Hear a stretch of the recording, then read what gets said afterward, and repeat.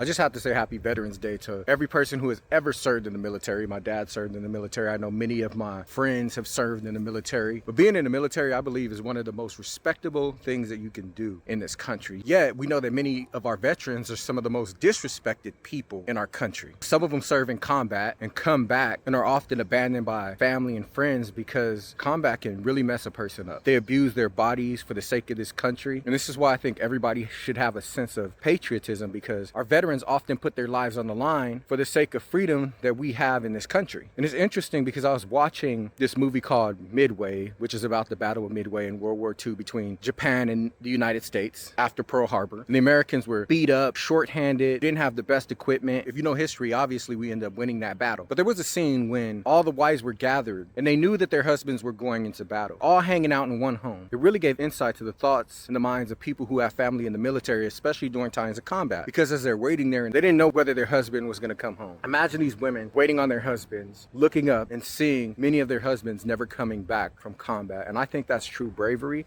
I think that's why we should respect every person who puts on a military uniform, because if it ever comes time where it's go time, these are the first people who will step up to protect and serve this country. So to all my veterans out there, I want to say God bless you. Thank you for serving, whatever capacity that you're serving in. I appreciate you, and every American should appreciate you. God bless you.